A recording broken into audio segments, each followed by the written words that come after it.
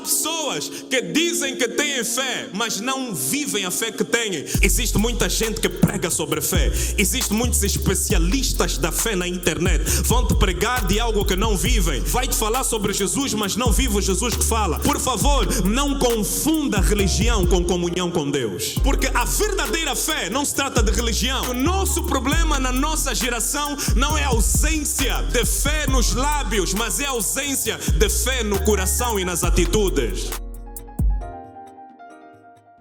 O tema da nossa mensagem hoje são 3 dimensões da fé. Diga comigo, 3 dimensões da fé. Mais uma vez. Mais outra vez, 3 dimensões da fé. Muito bem, meus amados irmãos. Antes de nós ousarmos em interpretar qualquer tipo de versículo na palavra do Senhor na Bíblia, primeiramente nós precisamos de alinhar os nossos pensamentos com os pensamentos de Deus. Porque a verdadeira fé, ela caminha dentro daquilo que a teologia chama de ortodoxia. Diga comigo, ortodoxia. Ortodoxia simplesmente é você crer do jeito certo, conforme a palavra de Deus diz. Isto é, apoiar a sua fé em cima da revelação das Sagradas Escrituras e não apoiar a sua fé em opiniões, em sentimentos ou em axiologia. Porque existem muitos axiólogos. Aleluia. Portanto, a ortodoxia trata-se de você crer em Deus do jeito certo e não segundo opiniões e muito menos segundo em sentimentos humanos. Porque se a nossa fé estiver desalinhada em termos de conceito com o conceito que as Sagradas Escrituras dizem a respeito de fé, então nós estaremos enganando-nos a nós mesmos. E uma das coisas mais perigosas que pode acontecer, pastor Jorge, é quando alguém está enganado por si mesmo. Porque quando alguém está enganado por si mesmo, tudo o que ele interpretar será um engano, ele estará errado. Mesmo que ele esteja a ser sincero, ancião, ele estará sinceramente errado. Mesmo que ele pensar que ele está certo no que está a fazer, ele está certamente errado. Existem muitas pessoas que pensam que estão certas, mas que estão erradas. Existem muitas pessoas que pensam que gritar contigo é uma coisa certa só porque ela acha que está certa, mas isso é um comportamento errado. Existem pessoas que querem falar consigo de uma forma inadequada. Elas pensam que têm o direito de expressar-se dessa forma, mas isso é uma forma errada de pensar. Será que eu posso ouvir um amém? Amém. Diga glória a Deus. Diga aleluia. E em Mateus capítulo número 7, mais precisamente no versículo número 5, o Senhor Jesus Cristo, ele apresenta-nos esse cenário. Um cenário em que ele tinha fariseus e ele estava a falar com os fariseus relativamente à sua hipocrisia. Hipocrisia, neste caso, são pessoas que pensam e falam, mas não vivem nem manifestam aquilo que pensam e aquilo que falam. Existem muitas pessoas que pensam bem, mas fazem mal. Porque saber muito nem sempre significa fazer bem. Por exemplo, um médico que passou anos e anos a estudar dentro de uma faculdade, ele sabe muito bem quais são os tratamentos que deve dar num corpo. Mas existem médicos que fumam.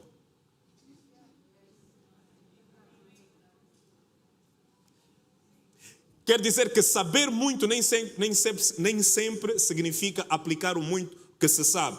Porque uma coisa é ter conhecimento, outra coisa é ter sabedoria para aplicar o conhecimento.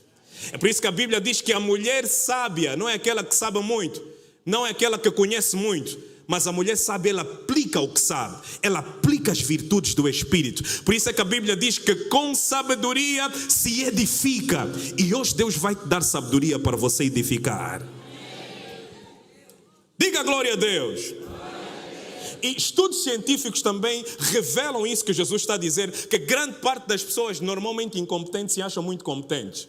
Há um estudo científico que chama-se efeito Dunning-Kruger, que ele realmente revela isso que o Senhor Jesus estava a dizer, falando sobre os fariseus. Esse efeito Dunning-Kruger, que recebeu um Nobel, ele é um viés cognitivo. Diga viés cognitivo. Muito bem, é uma miopia mental que leva alguém a pensar uma determinada coisa relativamente à sua pessoa que ela não é. É como se fosse um gato que quando olha para o espelho vê um leão. É como se fosse um gato que quando olha para si ele vê um leão. Quando ele olha para a sua garra de gato, ele vê uma garra de leão. Quando ele ouve o seu miau, ele ouve um rugido de leão. Mas agora imagina se dentro daquilo que é a realidade, ele confrontar um verdadeiro leão. Vai ser trágico o fim dele, porque uma coisa é o que esse gato pensa a respeito de si, outra coisa é o que ele é. Isso significa que nem tudo aquilo que muita gente pensa a respeito de si confere com a realidade. Será que eu posso ouvir um amém? E isso funciona também de lá para cá. Nem tudo aquilo que pessoas pensam a respeito de ti corresponde à verdade, corresponde à realidade. Às vezes tudo só não passa de opiniões. E opiniões todo mundo tem. É por isso que você não pode viver de opiniões. Você tem que viver da verdade, do caminho da verdade e da vida. Você tem que viver da palavra. E quando eu lhe digo viver da verdade, significa viver de Jesus. Porque Jesus é a palavra e a palavra é Jesus. E quando você vive da palavra, você não é controlado por opiniões de pessoas. Você não é colocado dentro de uma caixa que te limitam, que dizem que você não vai chegar até um determinado lugar, porque você é guiado pela palavra de Deus, que te dita o que é que você vai ser, que te dita o que é que você vai fazer, que te dita quais são as promessas que Deus tem preparada para você. Por isso nessa noite eu vim aqui disposto a dizer para alguém: foca simplesmente em viver o que a palavra de Deus diz ao teu respeito. Alguém levanta a sua voz e diga: eu sou o que a palavra diz que eu sou, eu tenho o que a palavra diz que eu tenho, eu posso o que a palavra de Deus diz que eu posso.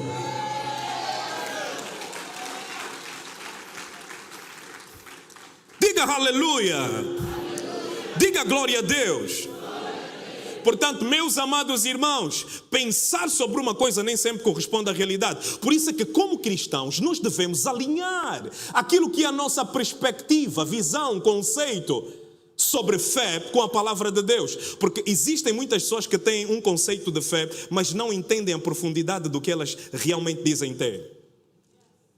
Há pessoas que dizem que têm fé, mas têm 2 maridos. Posso falar? Não, diga bem glória. Vou te falar. Há quem diz que tem fé, mas namora com homem casado.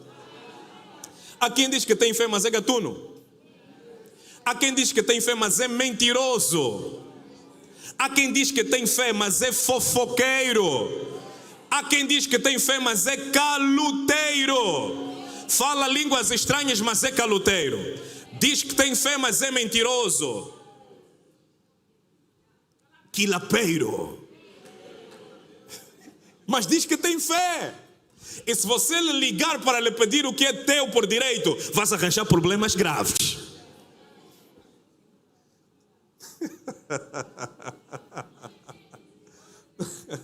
Portanto, há pessoas que dizem que têm fé, mas não vivem a fé que têm. Por isso é que o nosso problema na nossa geração não é a ausência de fé nos lábios, mas é a ausência de fé no coração e nas atitudes.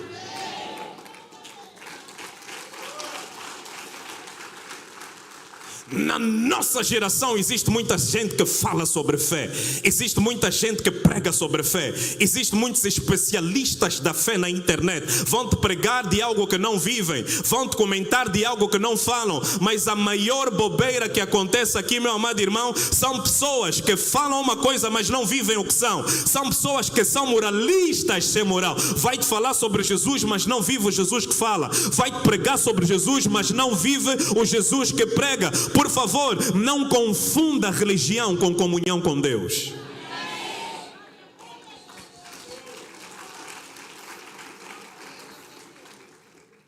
Porque a verdadeira fé não se trata de religião, não se trata de dogmas, não se trata de tradições. A verdadeira fé trata-se de um coração que é transformado, de um caráter que é transformado, de alguém que recebeu o sangue de Jesus e de alguém que recebeu a vida. Zoé, a vida de Deus dentro de você. Quando você tem uma verdadeira fé, a fé transforma o teu caráter, a fé transforma os teus pensamentos, a fé transforma os teus sentimentos e a fé transformará os teus comportamentos.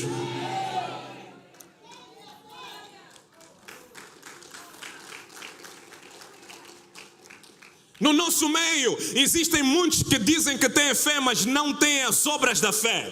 E a Bíblia diz que a fé sem obras, ela é nula. Quer dizer que a ausência de fé anula. A ausência de obras anula a fé.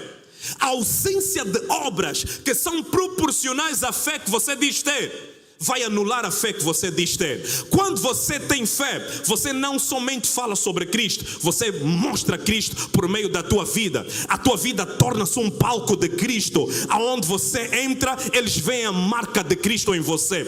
Quando você fala, eles só veem as palavras de Cristo em você. Quando você se veste, eles veem as marcas de Cristo dentro de você. E hoje Deus te trouxe aqui porque Ele quer te encher do Espírito Santo para você ser uma verdadeira testemunha de Cristo. Aonde você entrar, aonde você for, Deus te trouxe aqui para te equipar da verdadeira fé. Aleluia! E a primeira dimensão de fé que nós precisamos falar nessa noite é a fé intelectual. Diga comigo, fé intelectual. Mais uma vez. A fé intelectual é a fé que te dá informação, mas não te dá transformação. Tem muita gente que tem informação sobre Deus, mas a informação que tem não lhe transforma. Tem muita gente que tem informação a respeito da palavra, mas a informação da palavra não lhe transforma. E eles gostam de entregar informação para transformar a vida de outros. Uma informação que não lhes transformou a eles mesmos. Mas Deus hoje vai transformar pessoas que vão ser transformadoras. Deus vai levantar-te pessoas transformadas para levarem transformação para a sua casa. Esta é a primeira dimensão da fé, é uma fé intelectual.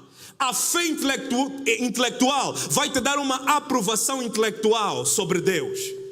Você vai receber informação, mas a informação não te vai mudar. É o que a Bíblia nos mostrou aqui no livro de Tiago, que até os demônios têm informação relativamente a Deus e eles creem e estremecem. Tem pessoas que são como o demônio, creem, mas não vivem aquilo que creem. Oh, já não dão glória, não é? Eu vou desfazer algumas amizades aqui hoje. Já não querem dar glória a Deus. Já não dão glórias hoje?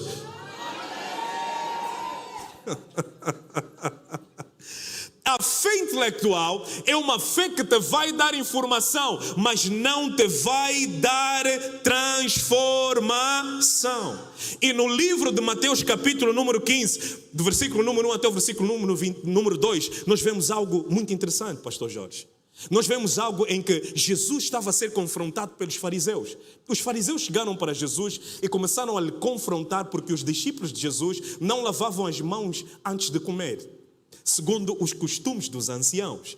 Eles disseram, mas os teus discípulos, eles não lavam as mãos antes de comer, segundo os conselhos ou a instrução dos anciões. E Jesus, ele começa a responder dizendo aquilo que diz em Isaías. Jesus disse, muitos me honram com seus lábios, mas o seu coração está longe de mim. Ela disse, vocês me honram com os vossos lábios, mas o vosso coração está desligado de mim. E o que Jesus disse relativamente a isso é muito profundo. Veja, Jesus não está a falar para pessoas que não iam à igreja. Jesus não está a falar para ateus. Jesus não estava a falar para romanos. Jesus estava a falar para pessoas como eu e você, que carregamos uma Bíblia embaixo do nosso sovaco, que damos glória a Deus e aleluia, que dizemos amém. Jesus estava a falar para tipo de pessoas que gostavam e eram apaixonados pela igreja. Só que eles estavam tão apaixonados pela tradição que se esqueceram da missão.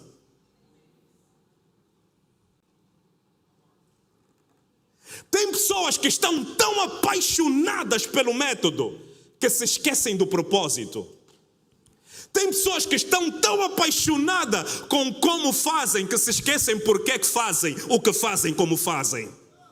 Tem pessoas que estão tão apaixonadas pelo facto de serem obreiros, pelo facto de serem pastores, pelo facto de terem um cargo na igreja, que se esquecem por que fazem o que fazem, como fazem. Por outras palavras, Deus está a dizer: não te foques no como, te esquecendo do porquê. Porque é o teu porquê quem vai definir o teu como, mas não é o teu como quem vai definir o teu porquê. Portanto, não te apaixones tanto pelo como, a ponto de você se esquecer do teu porquê.